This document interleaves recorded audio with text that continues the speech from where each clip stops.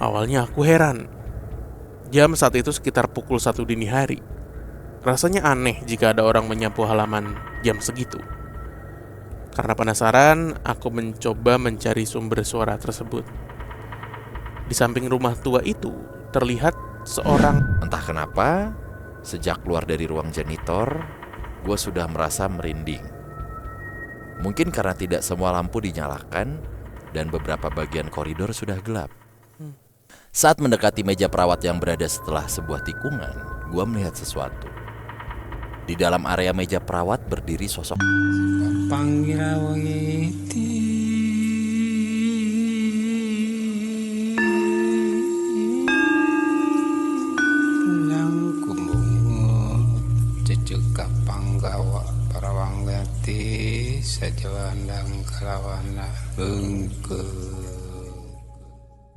Assalamualaikum warahmatullahi wabarakatuh. Shalom, Om Swastiastu, Namo Buddhaya. salam kebajikan. Selamat datang kembali di podcast Malam Kliwon episode 707 hanya di Spotify dan YouTube.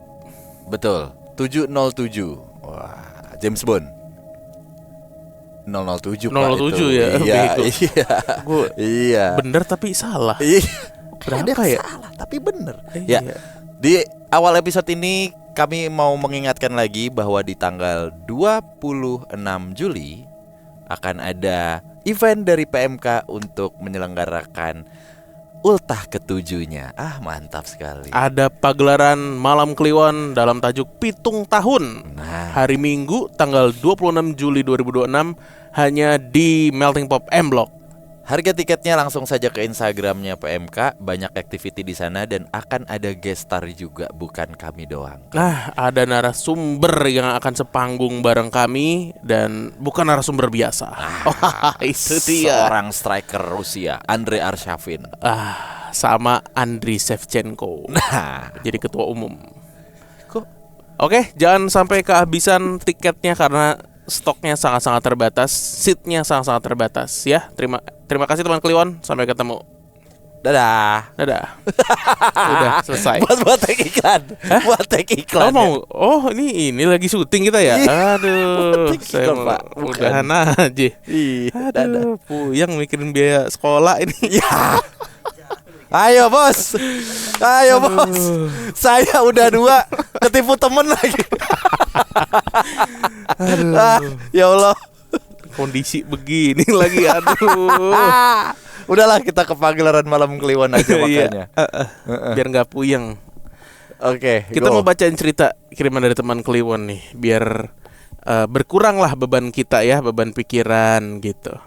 Halo Mas Bimo dan Mas Danu, perkenalkan aku Kai dari kota B, sebuah kota di ujung timur Pulau Jawa. Aku sudah lama mengikuti PMK dan selalu setia dengerin cerita-cerita kalian sebelum tidur. Setelah sekian lama jadi pendengar, akhirnya aku pengen membagikan pengalaman yang pernah aku alami saat masih SMP dan masih membekas hingga sekarang. Ceritanya terjadi sekitar tahun 2010. Saat itu aku ikut membantu kegiatan perkemahan di SD tempatku dulu sekolah. Karena udah lulus dan jadi alumni, salah satu guru yang cukup dekat denganku meminta bantuan aku dan beberapa teman untuk menjadi pendamping sekaligus membantu mengajar pramuka di sekolah tersebut. Jadi saat itu posisiku adalah sebagai pembantu pembina atau senior pramuka. Awalnya kegiatan perkemahan berjalan dengan lancar, hingga akhirnya waktu menunjukkan tengah malam dan tibalah saatnya kegiatan jurit malam dimulai. Sebelum jurit malam dimulai, para pembina biasanya mengadakan rapat terlebih dulu untuk menentukan jalur yang akan digunakan, serta membagi pos-pos penjagaan yang nantinya menjadi tempat pengecekan peserta dan lokasi istirahat. Sialnya, karena jalur yang harus dilalui cukup jauh, sementara jumlah pembina terbatas, aku mendapat tugas menjaga satu pos seorang diri. Untungnya jalur tersebut masih berada di sekitar daerah tempat tinggalku, sehingga aku memberanikan diri menerima tugas itu. Setelah semua persiapan selesai dan para murid dibangunkan, aku bersama para pembina lainnya berangkat lebih dulu untuk ngecek jalur sekaligus menempati pos yang sudah ditentukan. Kami jalan kaki menyusuri jalanan malam yang sepi. Setelah sekitar 30 menit berjalan, aku harus berpisah dengan para pembina lainnya karena mereka mengambil jalan pintas menuju pos masing-masing. Akhirnya aku melanjutkan perjalanan sendirian menuju pos tempatku berjaga. Suasana malam yang sunyi sebenarnya sudah membuatku sedikit takut. Setelah berjalan beberapa saat, aku tiba di sebuah area yang memiliki pemakaman keluarga. Tepat di samping pemakaman itu berdiri sebuah rumah tua yang setauku sudah lama tidak berpenghuni. Entah kenapa, perasaanku mulai tidak enak. Aku pun mempercepat langkah agar segera melewati area pemakaman itu. Tidak ada hal aneh yang terjadi, sampai akhirnya aku berhasil melewati area makam. Dalam hati aku merasa lega, namun ternyata aku terlalu cepat merasa aman. Saat melewati halaman rumah tua yang berada di samping pemakaman itu, samar-samar aku mendengar suara seseorang sedang menyapu menggunakan sapu lidi. Awalnya aku heran. Jam saat itu sekitar pukul 1 dini hari. Rasanya aneh jika ada orang menyapu halaman jam segitu. Karena penasaran, aku mencoba mencari sumber suara tersebut. Di samping rumah tua itu terlihat seorang nenek yang sedang menyapu halaman.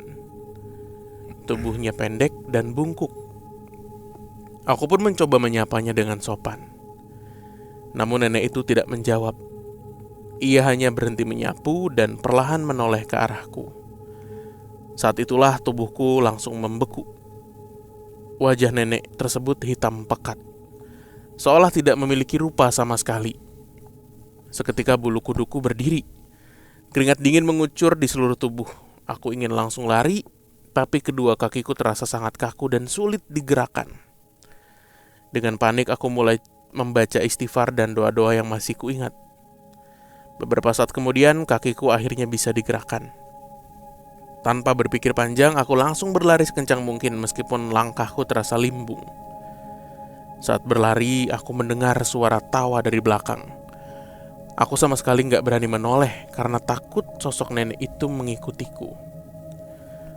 Untungnya sekitar 100 meter dari lokasi tersebut terdapat sebuah pos ronda yang sebelumnya memang sempat direncanakan jadi salah satu pos jurit malam. Di sana ada 2 orang bapak yang sedang ronda. Melihat kondisiku yang tampak panik dan kelelahan, mereka menghentikanku dan menanyakan apa yang terjadi. Karena masih syok, aku hanya menjawab singkat bahwa tidak terjadi apa-apa. Nggak ada apa-apa. Nggak ada apa-apa. Apa? Orang Nenek-nenek apa? nenek bungkuk apa? Bungkuk udang. Udang apa? Orang rebon. Orang rebon. Rebon apa? Rebon apa? Namun mereka sepertinya menyadari ada sesuatu yang tidak beres. Salah satu dari mereka kemudian menawarkan segelas teh hangat. Setelah minum dan mulai sedikit tenang, aku akhirnya menceritakan apa yang baru saja aku lihat. Aku juga menanyakan apakah rumah tua di samping pemakaman itu masih dihuni. Mendengar pertanyaanku, kedua bapak tersebut tampak saling berpandangan. Mereka kemudian menjelaskan bahwa rumah itu sudah lama kosong. Kurang lebih puluhan tahun lah kosongnya. Aku lalu cerita bahwa aku melihat seorang nenek sedang nyapu di sana, tapi wajahnya tidak terlihat sama sekali. Setelah mendengar ceritaku, salah satu bapak itu mulai menjelaskan sejarah rumah tersebut. Menurut mereka, rumah itu memang sudah lama tidak berpenghuni dan tidak pernah dirawat. Dahulu rumah itu milik seorang nenek yang dianggap memiliki kesaktian oleh warga sekitar. Setelah sang nenek meninggal dunia, rumah itu menjadi angker atau terkenal angker, dan tidak ada satupun orang yang berani menempatinya. Gak lama setelah kami ngobrol, seorang kakak pembina datang menggunakan sepeda motor. Kedatangannya menandakan bahwa rombongan peserta jurit malam akan segera tiba. Aku langsung cerita kejadian yang baru aku alami kepada dia. Mendengar cerita itu, kakak pembina langsung kembali ke pos sebelumnya untuk memperingatkan para peserta agar tidak menoleh ke kanan maupun ke kiri saat melewati area rumah tua dan pemakaman tersebut. Kegiatan jurit malam akhirnya tetap dilanjutkan. Aku jaga di pos dengan ditemani 2 bapak ronda tadi. Ya, sampai seluruh peserta berhasil melewati posku. diapain tuh ya? Panitianya nambah. Makanya. Setelah kegiatan selesai, aku kembali ke sekolah bersama kakak pembina menggunakan sepeda motor. Karena tubuhku masih terasa lemas akibat kejadian itu. Alhamdulillah tidak ada kejadian lain yang terjadi malam itu dan seluruh rangkaian jurit malam berjalan dengan lancar. Begitulah pengalaman horor yang aku alami saat masih sekolah. Sebenarnya ada beberapa pengalaman lain yang juga berkaitan dengan kegiatan perkemahan di alam terbuka. Mungkin lain kali aku akan menuliskannya jika teman-teman tertarik. Sekian cerita dariku. Terima kasih Mas Bimo, Mas Danu, dan seluruh kru podcast Malam Kliwon. Sukses terus untuk PMK. Terima kasih. Di generasi alpha kayak sekarang tuh jurit malam masih ada nggak ya? Masih zaman nggak sih? Jarang ya. Ya. Mungkin ke organisasian tertentu mungkin. Seperti Ya ini Prajamuda Karana ini. Pramuka, Paskibra, Ya ya Paskibra. pecinta alam biasanya masih Ya tuh. gitu-gitu. Kayak eskul fotografi gitu enggak ya? Baking nggak ada. Ekskul Baking soda. Baking soda. Ekskul Tata boga. Tata Boga gitu nggak? Ekskul skateboard nggak ada jurit malam. Ekskul skateboard. Tata boga tuh udah jadi bukan eskul ya. Bukan. Ini ya, jurusan ya. Jurusan. SMK. Sebuah kegiatan yang tidak boleh dilakukan sama orang cadel. Nanti jadi gosip. Apa? Ya? Jurit malam. Jadi julit malam. Ya. Ngerumpi. Lah ngerumpi. Iya bener dong. Iya. Nggak bisa tuh orang cadel, jatuhnya gibah. Kan? Mau kemana? Julit malam. Ya. Ya. Kayak gak harus gitu. Hah? Saudara gue cadel nggak nyelit malam nggak gitu. Biasa aja bos. Coba. Heeh. Mau kemana? Julit malam. Oh iya. Tetap lucu ya. Tetap lucu tapi julit. Karena kata julitnya sih. Iya. Berarti nggak bisa tuh ada komandan yang cadel gitu. Iya. Agenda kita malam ini julit malam. Siap. Nggak ada gagah-gagahnya. Iya. Sama ini sih tadi. Ya mungkin ini salah satu cara untuk kita bisa membangun theater of mind ya. Makanya detail gitu. Sebenarnya kita udah tahu ya ketika ada penggambaran nenek-nenek itu seperti apa gitu. Apalagi nih podcast horor kan. Cukup aja gitu nenek tua renta gitu. Saya melihat nenek-nenek sudah tua. Ah itu redundant tuh. Nenek-nenek sudah tua. Bener dong. Tadi kalimatnya gimana sih? Ya itu coba. Melihat Ya. nenek-nenek. Oh ini dia. Di samping rumah tua itu terlihat sosok seorang nenek yang sedang menyapu halaman.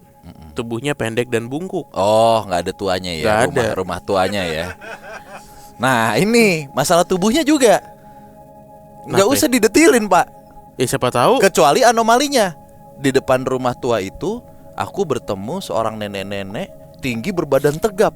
Nah, tapi ya itu maksud gua. Jadi dia mencoba mendeskripsikan nenek-nenek Bener. yang pendek dan bungkuk. bungkuk, iya. Bisa aja nenek-nenek yang tinggi dan togap.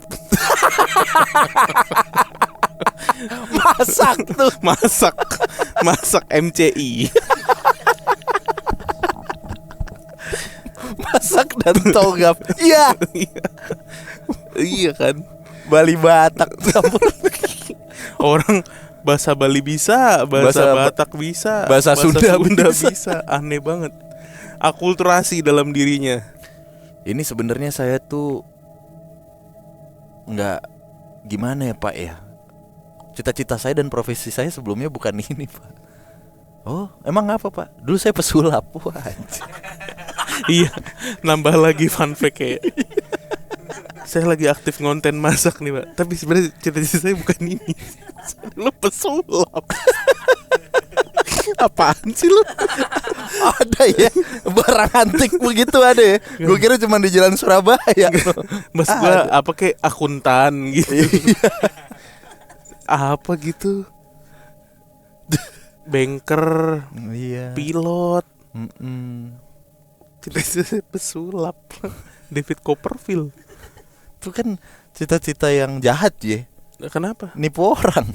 Wah, bener tuh. Banyak pesulap di era sekarang. Nah, itu kan Mas Danu yang paling enak kalau ngumpan. Kalau ngumpan ke Mas Danu pasti gol. Soalnya begitu. Nah, oke. Jurit malam ketemu nenek-nenek, tapi ya sudahlah. Tidak ada gangguan apa lagi ya. Apa lagi gitu ya. Selain ketemu doang kan, nenek bongkok udang gitu kan. Ketawain sama nenek-nenek ya. Ya udah sih, udah sih. Iya, kalau ditawain nenek-nenek ya udah. Terima aja. Terima aja. Dia juga udah lagi balik ke anak kecil itu. Iya. Kalau hantu tuh ompong gak sih? Nah itu. Iya kan, ini kan hantu nenek-nenek. Mukanya nggak kelihatan kan karena hitam. Nah kalau misalkan mukanya jelas tuh dia ompong nggak? Nyirih nggak ya? Oh kalau nyirih sih serem ya. Serem. Iya kalau nyirih serem sih. Serem. Cuma kalau kayak ompong gitu kan, iya. Kempot. Bawa sapu yang di dagelan. Kempot nakutin orang lu. Yang serem itu yang nenek-nenek yang biasanya dari nenek-nenek berubah tuh loh. Jadi kalau di film-film marmut. Ringa, ya gila kali menyedip. Iya langsung gitu kan nyinggirnya lebar gitu. Iya. Kalau nyirih serem sih.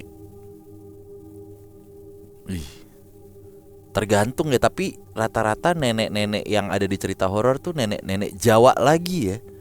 Menang banyak Jawa nih sebenarnya nih. Pakaian kebaya Jawa lagi. Iya kan? Iya. Yang diceritain tuh hantu-hantu tuh juga didominasi sama Jawa sebenarnya. Selain pocong kuntilanak. Iya sih. Ya karena kita di pulaunya nggak sih? Maksud gua kalau di dataran Sumatera mungkin outfitnya beda kali. Benar, cuman kan secara nasional kan dia mulu yang iya, unggul. dia mulu. Karena kan populasi Jawa, Pak. Nah, itu. Banyak banget orang Jawa. Itu maksud saya. Lu sampai Afrika juga ada. Ada nggak ya penampakan yang hantunya pakai bajunya bukan kebaya mulu gitu? Daster Amanda Zahra gitu, ada nggak sih penampakan begitu? Mau nggak? Maksudnya ini ada nggak kira-kira? Bukan ada atau enggak. Kenapa yang dipilih tuh pakaiannya itu dari semua pakaian? Kan ngikutin perkembangan zaman dong. Iya kan. Itu maksud gua. Nah ini juga nih, haruslah setan-setan Harus itu juga fashionable, modis harus melek outfit lah. Gitu, pakai 3 second gitu. Anjas. Pakai 3 second. Iya. Masuk aja lagi 3 second. Nah, 3 detik. Ayo. Oke. Assalamualaikum, kenalin nama gua Mia. Sebelumnya gua mau kasih tahu kalau dari dulu gua termasuk orang yang gampang banget kesurupan di mana aja. Menarik. Di mana aja, Bos? Coba satu-satu ya. Yang tidak mainstream gue tunjuk. Di mana? Belum. Mikir, ya, apa yang tidak mainstream? Iya kan dia bilang. Sebelumnya gue mau kasih tahu kalau dari dulu gue termasuk orang yang gampang banget kesurupan di mana aja. Nah, ini mumpung masih opening nih. Ya kan? Dah, siap? Jawab cepat ya. 1, 2, 3 di mana? Di ruang capsek. Nah, di mana? Di Delman. Di mana? Di Delman. Di Delman. Di mana? Tukang Tamiya. Nah, ya kan? Itu. Oke. Ada lagi gini. Ngeng. Di depan Sonic Vanguard. Udah, tenang. Biasa kesurupan di mana aja. Sadie, udah ganti baterai. Lagi ngilik dinamo ya. Emang di tukang Tamiya dah. Tenang, semuanya tenang. Biasa, ini udah biasa kesurupan di mana aja. Tapi anehnya, gue bukan tipe orang yang bisa dengan mudah melihat makhluk halus. Oke. Gue bekerja sebagai cleaning service di salah satu rumah sakit ibu dan anak di daerah Jakarta Selatan. Di sana ada 3 shift kerja yang bergantian. Waktu itu gue kebagian shift malam. Dari jam 10 malam sampai jam 6 pagi. Saat itu gue jaga berdua dengan teman perempuan gue yang bekerja sebagai RA, semacam bagian yang mengurus pergantian spray pasien. Sebut saja namanya Mak Tar. karena beliau memang sudah senior di rumah sakit itu. Malam itu gue mulai bekerja dengan membawa troli dan peralatan kebersihan. Gue membersihkan ruangan satu persatu. Rumah sakit tersebut hanya memiliki 4 lantai nih. Dan untuk shift malam biasanya hanya 2 petugas kebersihan yang berjaga, selain perawat dan dokter, yaitu gue dan Maktar. Gue mulai perjalanan pekerjaan tuh dari lantai yang paling bawah. Di lantai itu terdapat ruang bersalin, nicu, meja perawat, serta beberapa kamar pasien lainnya. Pukul 10:30 malam, gue pergi ke ruang janitor untuk mengambil air pel. Posisi ruang janitor berada di sebuah lorong yang juga mengarah ke meja perawat. Malam itu suasananya terasa berbeda. Biasanya jam segitu masih ada beberapa perawat yang duduk di meja perawat. Tetapi malam itu tidak ada satupun. Semuanya berada di kamar pasien. Sebelum meninggalkan gue sendirian, Maktar sempat mendapat panggilan tugas ke lantai atas. Meskipun sebenarnya takut, gue bilang tidak apa-apa dan mempersilahkannya pergi. Setelah mengambil air dari ruang janitor, gue berniat melanjutkan pekerjaan membersihkan kamar-kamar pasien. Gue berjalan sambil mendorong troli melewati lorong menuju meja perawat. Entah kenapa, sejak keluar dari ruang janitor, gue sudah merasa merinding. Mungkin karena tidak semua lampu dinyalakan dan beberapa bagian koridor sudah gelap. Saat mendekati meja perawat yang berada setelah sebuah tikungan, gue melihat sesuatu. Di dalam area meja perawat berdiri sosok pocong yang menghadap ke tembok. Sosok itu terlihat sangat jelas. Kain kafannya putih bersih, lengkap dengan ikatan di bagian kepala dan kaki. Posisi tubuhnya diam menghadap tembok. Anehnya, gue tetap berjalan sambil mendorong troli dan terus menatap sosok itu. Ketika posisi gue tepat berada di depannya, pocong itu perlahan menoleh ke arah gue. Wajahnya hitam gosong seluruhnya. Saat itu gue masih berjalan sambil mencoba mencerna apa yang baru aja gue lihat. Dalam hati, gue terus mengucap istighfar dan bertanya-tanya apakah itu benar-benar nyata atau cuma halusinasi. Karena penasaran, setelah melewati meja perawat, gue sempat menoleh sekali lagi ke belakang untuk memastikan. Namun saat itu sudah tidak ada apa-apa. Seketika bulu kuduk gue berdiri. Tubuh gue mulai gemetar dan terasa sangat dingin. Gue terus membaca doa tanpa henti. Awalnya gue berniat melanjutkan pekerjaan membersihkan ruangan. Tetapi rasa takut membuat gue mengurungkan niat itu. Gue langsung berjalan menuju lift dengan tujuan naik ke lantai atas mencari Maktar. Saat menunggu lift, kondisi gue semakin parah. Tubuh gue gemetar hebat, sampai gigi gue beradu dan berbunyi karena kedinginan. Lift yang biasanya berasa cepat malam itu terasa sangat lama. Koridor benar-benar sepi, gak ada siapa-siapa selain gue. Rasa panik semakin menjadi karena gue merasa sendirian di lantai itu. Begitu terbuka, gue langsung naik dan mencari Maktar. Saat bertemu, Maktar langsung menyadari ada yang tidak beres. Wajah gue pucat dan tubuh gue masih gemetar hebat. Awalnya gue bilang gak ada apa-apa, tetapi Maktar gak percaya. Setelah terus didesak, akhirnya gue menceritakan bahwa gue baru saja melihat pocong di lantai bawah dan merasa sosok itu ngikutin gue. Mendengar cerita itu, Maktar ikut kaget. Dia kemudian mengajak gue mencari orang lain supaya suasananya lebih ramai. Namun baru beberapa langkah berjalan, pandangan gue mulai gelap dan gue langsung pingsan. Menurut cerita Maktar, setelah pingsan, gue ternyata kesurupan. Maktar kemudian manggil bantuan security dan beberapa perawat yang sedang bertugas di lantai tersebut. Mereka membantu membacakan doa-doa untuk gue. Gak lama, gue akhirnya sadar kembali. Ya kurang lebih seperti itulah pengalaman paling menyeramkan yang pernah gue alami saat bekerja shift malam di rumah sakit. Maaf kalau ceritanya masih berantakan dan kepanjangan. Terima kasih. Terima kasih Mia. Rumah sakit ibu dan anak di daerah Jaksel ya. Banyak. Itu doang ini. Berarti dia punya tandem yang lebih apa istilahnya? Senior kali, apa temennya nih? Si Temennya. Maktar ini. Senior ya? Senior, cuman pada malam itu dia lagi bertugas bersama Matar. Jangan deh kalau gue bilang. Kenapa tuh? Ngagetin. Benar. Matar gitu. Kalau kata orang Kok Jawa. bisa sih berteman dengan bunyi-bunyian? Iya. Matar. Kan ini Kalau deodoran kan? Matar. Iya kan? Apa? Itu deodoran bukan sih? Tagline-nya apa Iya, sih? iya. Bunyi-bunyian khasnya dia kan? Matar. Mater. Mak petundu. Nah, itu. Ada loh penyanyi perempuan yang mak berunduk begitu. Oh lo. Gitu. Offside, yang offside. Iya. Yang kayak Inzaghi. Sering offside. Sering offside.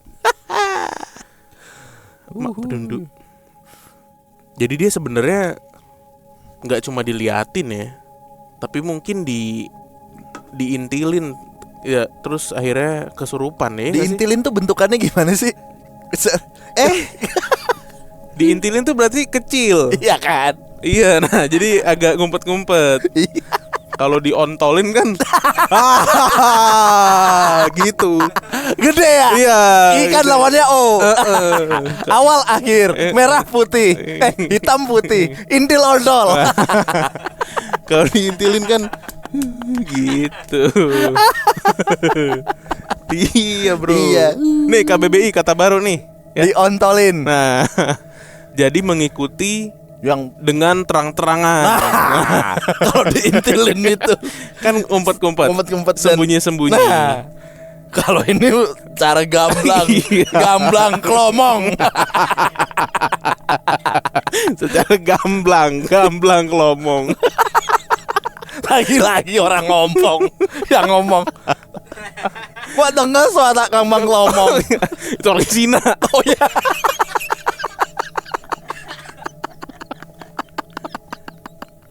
Oh denger. Suara gamblang kelomong. Oh iya. Iya.